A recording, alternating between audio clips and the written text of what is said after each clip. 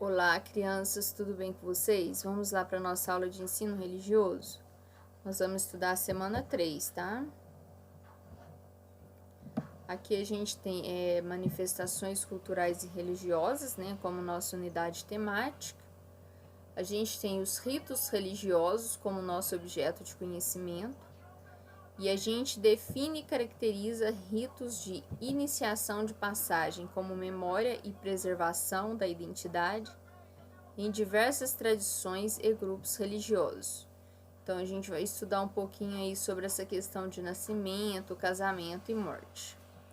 Os nossos conteúdos relacionados vai ser ritos de iniciação e de passagem em diferentes tradições e grupos religiosos, né? Então a gente tem aí uma variedade em termos de grupos religiosos e tradições desses grupos. Hoje em dia tem na época da Maris estudava, ainda tinha assim, ó, porque a religião do fulano é melhor, ou a religião do ciclano faz mais sentidos, né? Mas hoje em dia a gente vê que o mundo ficaria muito monótono se fosse essa igualdade aí de opiniões, né? Imagina 100% do mundo pensando igual, né? Hoje, então, o nosso tema será máscaras africanas, tá? E esse é um rito de iniciação africano. Ele fala aqui, ó, que nas sociedades africanas a vida ela é dividida em ciclos, né? Que aí a gente tem o nascimento, a passagem para a vida adulta e a morte. E essas transições elas são marcadas por rituais que determinam para a comunidade a ida de uma etapa para outra, né? Então, assim, da mesma forma que na nossa cultura a pessoa passa pela cerimônia do casamento para ir da solteirice para a vida de casado, aqui ocorre isso da passagem do nascimento, né? Depois da passagem para a idade adulta e também na morte. E aí eles comentam também, eles acreditam, né, segundo essas crenças africanas, que os indivíduos ficam vulneráveis, como que é? Eles ficam vulneráveis às forças espirituais, né, nesse período da vida. Aqui a gente tem a máscara Fole, que é da República Democrática do Congo. O Congo é um país africano, né? Foi feita de madeira, cana, ráfia, pigmento e pano, né? Aqui ele comenta também que, ó, durante a iniciação dos jovens, que é a preparação para a vida adulta, os seus tutores, nosso plano de estudo tutorado, né? Então, a Damares é tutora das crianças, né? Professora tutora, tutora professora. Aí eles falam aqui, ó, que essa iniciação dos jovens, né, preparação para a vida adulta, esses tutores, eles usam máscaras que simbolizam uma aparência severa, né? Com o objetivo de mostrarem autoridade e educá-los para seus futuros papéis sociais dentro da comunidade, né?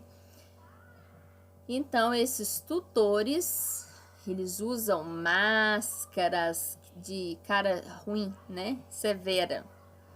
E aí o objetivo é mostrar autoridade e educar os tutorados, né, para seus futuros papéis sociais dentro da comunidade. Aqui a gente, quando vocês estão assistindo a minhas aulas e tudo, o objetivo é que vocês, na vida adulta, vocês assumam papéis sociais dentro da comunidade, né? Seja sendo vendedor de uma loja, sendo trabalhando na prefeitura, sendo, enfim, né? Nós temos uma infinidade aí de profissões que dá para vocês trabalharem, tá? E esse trabalho, na medida em que eu trabalho, eu exerço um papel social dentro da minha comunidade, né? A Damares, por exemplo, ela exerce um papel social de ensinar, educar as crianças, né? Então, eu estou colaborando com a formação de vocês em termos de conhecimento das disciplinas nossas, né? Estamos na página 168. Aqui eu tenho atividade 1. É comum que os ritos de iniciação e passagem mostrem as habilidades que o membro da comunidade vai precisar na nova fase que viverá. Então, lá, ó, nós temos uma afirmação na número 1. Ó. É comum que os ritos de iniciação e passagem mostrem as habilidades que o membro da comunidade vai precisar na nova fase que viverá. Ele pergunta: quais habilidades você acha que precisará para viver quando você for adulto, né? A Damares já falou um pouquinho disso, né? Enquanto que na casa da mamãe, a mamãe lava a roupa, faz a comida, faz a compra do mercado. Quando vocês forem adultos, né? Vocês vão ser responsáveis por ir casarem, vão ser responsáveis por lavar suas roupas, lavar as louças que suja, preparar o alimento que se come, né? Então, assim, há uma diferença de uma vida de solteiro na casa da mamãe, né? De vocês agora crianças, depois adolescentes, para uma vida que nem a da Damares é hoje, né? Casada, com filhos e tudo mais, tá? Na letra B, na sua opinião, a escola pode ser considerada um rito de passagem em nossa sociedade para a fase adulta? O que vocês acham, baseado no que a Damares falou, né? Claro que sim, né? A gente tem todo um rito de passagem. Depois a gente estuda um pouquinho, tem uma formatura. Estuda mais um pouco, tem outra formatura. Essas formaturas, elas são ritos de passagem, né? A cada série que vocês cumprem, vocês estão cumprindo um tipo de conhecimento, um nível de conteúdo, tá? Então, né, no caso, na minha opinião de Damares, a escola é um rito de passagem, sim, né? Porque vocês estão passando por ela, vocês não vão ficar estagnados nela, parados nela, vocês vão evoluir, né? Passa de uma série para outra e depois de escola para outra escola. E enquanto isso, vai chegando mais crianças menores, né, para a escola. Ó, pesquise ou pergunte para um adulto sobre um ritual de passagem religioso presente em nossa sociedade. Escreva sobre ele, contando como acontece, quem participa e o que significa. Então, assim, a gente tem muitos, né, ritos de passagem. Temos o batismo, temos a crisma, né, na Igreja Católica. Temos o batismo na igreja protestante, temos casamento, né, nas duas. Então, assim, a gente tem muita opção de rito religioso aí, né? Pra gente contar como acontece, quem participa e o que significa, tá? Aqui a Damares colocou foto de uma máscara africana, parece um bico de passarinho, né? Olha lá. Aqui ele fala, ó, máscara africana redonda achatigana. Deve ser do país de Gana. Aqui é desenho de máscaras africanas. Aqui o que a Damares tem, ó? A máscara em madeira do povo Fang. As máscaras Fang, originária do Gabão e Camarões, têm características minimalistas, apresenta olhos pequenos e bocas muitas vezes inexistentes. E as sobrancelhas são ligadas e o nariz é longo.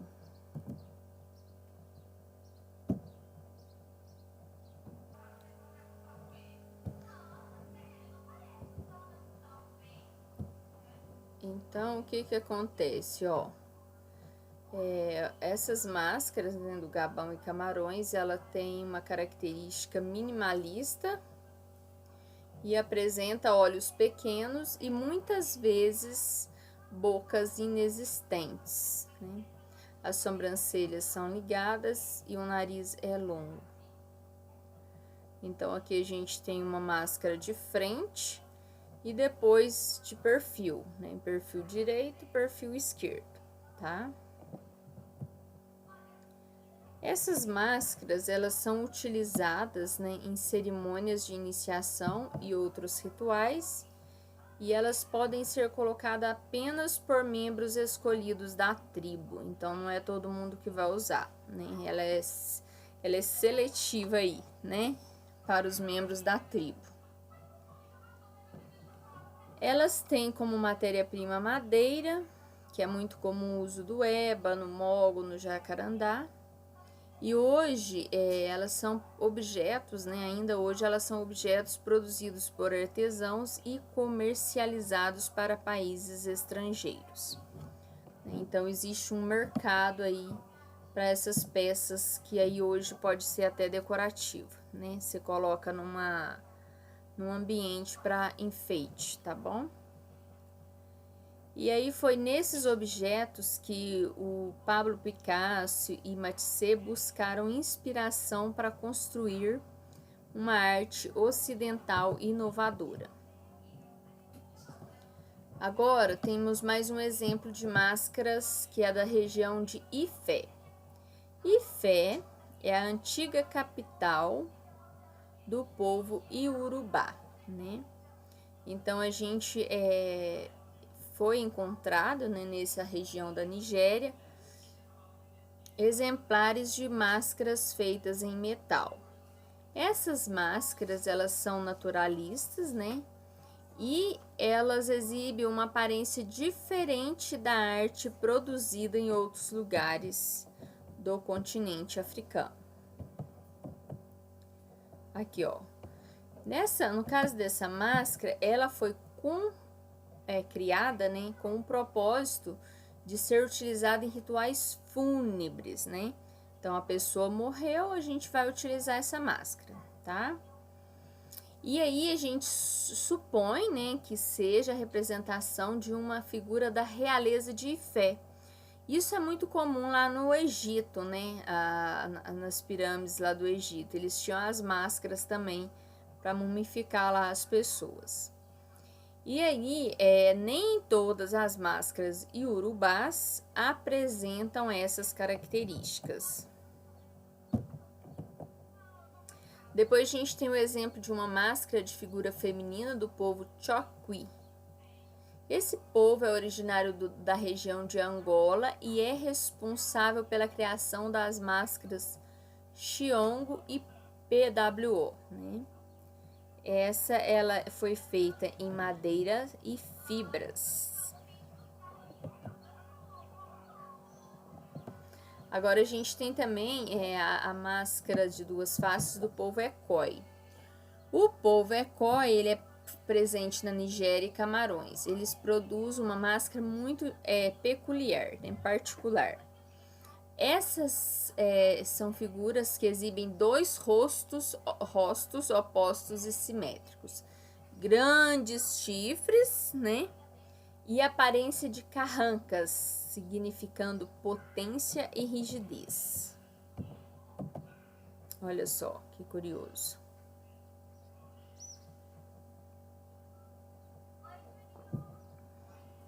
E o rosto das pessoas, né, representadas é marcados por escarificações, tipo escara, né, que eles fazem no rosto, tá? E essa máscara Koi, ela representa as dualidades no universo, né? A gente tem a questão aí do masculino e feminino, do domínio terreno e espiritual, temos o mundo dos vivos e o mundo dos mortos, né? E elas são usadas também em ritos de iniciação e cerimônias fúnebres, né? Então, eu posso falar que uma cerimônia fúnebre, ela é o fim da vida e o início da morte, né?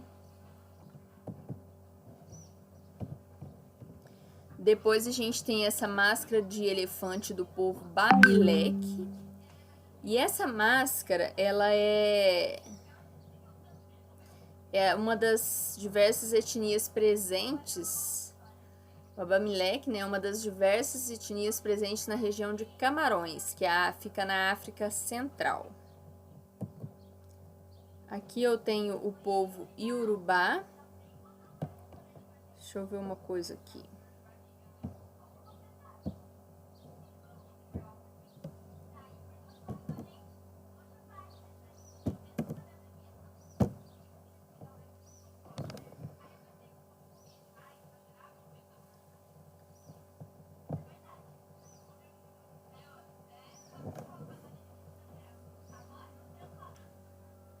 Voltando aqui para nossa aula, né? Ó, a gente tem o povo, a máscara Egum do povo Iorubá. O povo Iorubá possui uma cultura riquíssima e diversificada, e a etnia encontra-se sobretudo em regiões da Nigéria, Beni e Togo. Olha como são as máscaras, né? Aqui de frente, aqui de perfil direito, aqui de perfil esquerdo.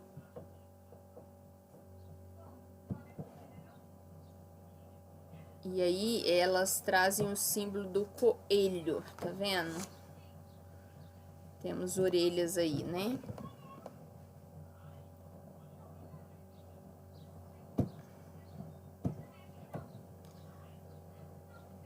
Então ele fala aqui, ó, que essa máscara é a criação iorubá, liga-se às ideias de vida após a morte. O adereço carrega grandes orelhas, remetendo à figura do coelho, né? O animal é associado às práticas noturnas e tem o poder de impedir más influências. Por isso, a máscara é usada apenas à noite. Práticas noturnas, com certeza, né? Noturnas não vai existir. Nos rituais em que são exibidas, o membro da comunidade que a veste simboliza os ancestrais que já partiram para o mundo dos mortos e retornam para visitar os vivos e ajudar em problemas de saúde e de disputas de território, né? Então a gente vê aí que